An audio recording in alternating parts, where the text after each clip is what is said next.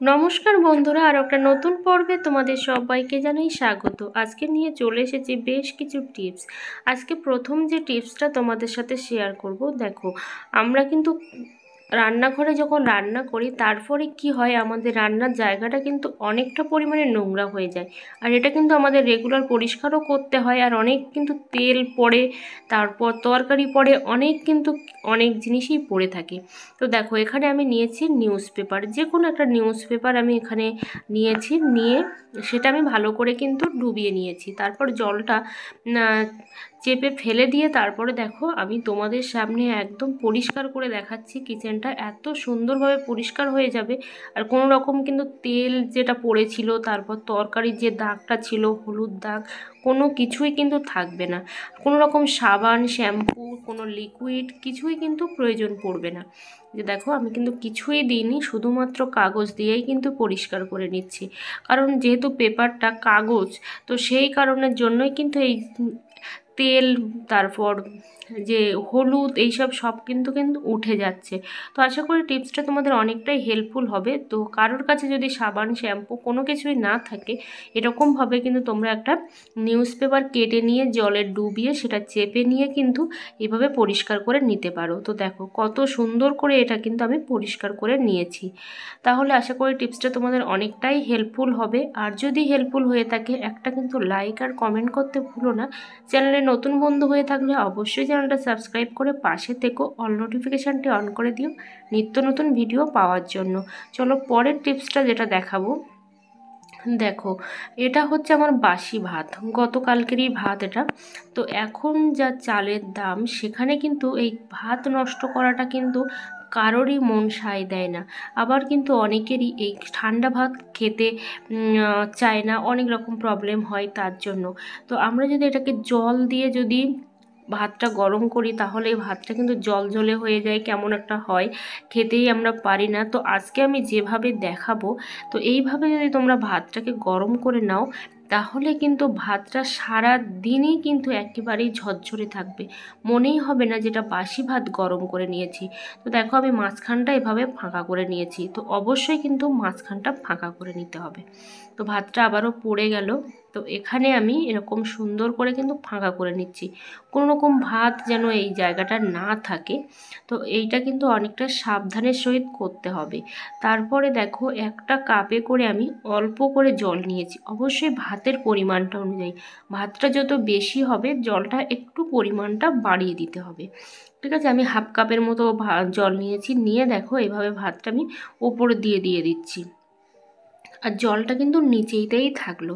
তো এবার আমি কি করব, দেখো এই ভাতটা একদম কিন্তু ঝরঝরে ভাত হবে, গরম ভাত, তোমাদেরকে আমি দেখাবো। এবার আমি সরাটা দিয়ে এটা আমি ওভেনে বসিয়ে দিলাম, আর একেবারেই কিন্তু লোতে রেখে দিয়েছি।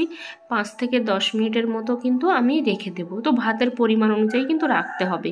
তো এবার আমি তোমাদেরকে দেখাচ্ছি, একেবারেই কিন্তু ভাতটা দিয়ে ধোঁয়া উঠছে, মনে হচ্ছে যে এইমাত্র কিন্তু ভাতটা রান্না করে আমি নামিয়েছি। তোমরা যদি বিশ্বাস না করো, নিজেরা অবশ্যই একবার হলো ট্রাই করে দেখো, যে সত্যিকারেরই এমনই অবস্থা দেখে মনে হচ্ছে একেবারেই ঝরঝরে ভাত। কতটা ক্যামেরাতে আসছে জানি না, আমি হাতেই দিতে পারছি না, এতটাই গরম। আর একেবারেই কিন্তু ঝরঝরে। তো চলো পরের টিপসটা তোমাদের সাথে শেয়ার করি। দেখো মাছ আমরা প্রত্যেকেই কিন্তু ফ্রিজে রেখে থাকি, কারণ এখন আমাদের বেশিরভাগ সময় কিন্তু মাছ বাজার থেকে নিয়ে আসার পরে কাটার সময় হয় না, তখন সেই মাছটা যখন ফ্রিজে রেখে দিই, পরের দিন যখন বের করি কিংবা 1 দিন 2 দিন বাদে যখন বের করি, সেই মাছটা কিন্তু একদম জমে যায়। আমার এই মাছটা কিন্তু একেবারেই জমে গেছে, কিন্তু আমি এখনই রান্না করব, তো সেই জন্য কিন্তু অনেক টানাটানি করছি মাছটা খোলার জন্য, কিন্তু খুলছেই না। আর যদি খুব বেশি জোরে টান দিই কিংবা কিছু দিয়ে বাড়ি দিই, তাহলে কিন্তু মাছটা ভেঙে যাবে। তো দেখতেই পাচ্ছ মাছের অবস্থাটা। তো খুব সহজে কিভাবে 2 থেকে 3 মিনিটের মধ্যে মাছটা নর্মালে আসবে, দেখো আমি এখানে দিয়ে নিয়েছি নর্মাল জল। তো নর্মাল জল দিয়ে এখানে 2 থেকে 3 মিনিট রেখে দেবো, তারপরে কিন্তু মাছটা একেবারেই নর্মাল হয়ে যাবে। আর যে জলটা ঠান্ডা ছিল, সেটাও কিন্তু আর ঠান্ডা থাকবে না। এভাবে তোমরা 2বার কিংবা 3বার কিন্তু জলটা চেঞ্জ করে করে দিতে পারো। আর যে মাছটা ছিল প্যাকেটের মধ্যে, কারণ এমন অবস্থা হয়ে আছে প্যাকেটের মধ্যে, প্যাকেট থেকে কিন্তু কোনো মতেই বের করা সম্ভব নয়। এই যে দেখো এই মাছটা একেবারেই বরফের চাই হয়ে আছে। তো এই মাছটাও কিন্তু আমি এভাবে প্যাকেট সমেত ডুবিয়ে দেবো, কারণ আমি এটা বের করতে পারছি না, এমন সিচুয়েশান হয়ে গেছে। তো সেই জন্য মাছটা কিন্তু আমি জলে ডুবিয়ে দিচ্ছি। 2 থেকে 3 মিনিটের মধ্যেই কিন্তু মাছটা একেবারেই ছাড়িয়ে চলে আসবে। তো চলো পরের টিপসটা শেয়ার করি। দেখো, সুতো কিন্তু আমাদের প্রত্যেকেরই ঘরে ঘরে থাকে, কারণ সুতো এমন একটা জিনিস যেটা না থাকলে কিন্তু আমাদের অনেক কাজই অসম্পূর্ণ থেকে যায়। তো এখানে দেখো, এই যে সুতো, এই সুতো কিন্তু ছাড়িয়ে ছাড়িয়ে যায়, তখন আমাদের কিন্তু অনেক সময় বিরক্তিও প্রকাশ হয়, অনেক সুতো নষ্টও হয়, কারণ আমরা একটা জায়গায় ধরলাম, সাথে সাথে সুতোটা কিন্তু ছাড়িয়ে চলে গেল। এরকম সমস্যা কিন্তু হয়েই থাকে। তো খুব সহজে কিভাবে এই সমস্যার সমাধান করা যায়, তো সেটাই আমি তোমাদেরকে দেখাবো। দেখো কি করছি আমি এখন। আর এই সুতোটাও কিন্তু ছাড়াবে না, এই সুতো বলে না, যে ছোট ছোট সুতোগুলো থাকে সেগুলোর ক্ষেত্রেও কিন্তু সেম প্রসেসটা তোমরা অ্যাপ্লাই করতে পারো। এরকম টিপ তো আমরা প্রত্যেকেই বাড়িতে পরে থাকি, কিংবা অনেক দিনের টিপ ফেলেও দিই। তো সেই টিপগুলো দিয়ে দেখো আমি এভাবে আটকে দিলাম, সুতোর যে মুখ আছে যেখানটাতে, সেই জায়গাটাতে কিন্তু এভাবে আটকে দিচ্ছি।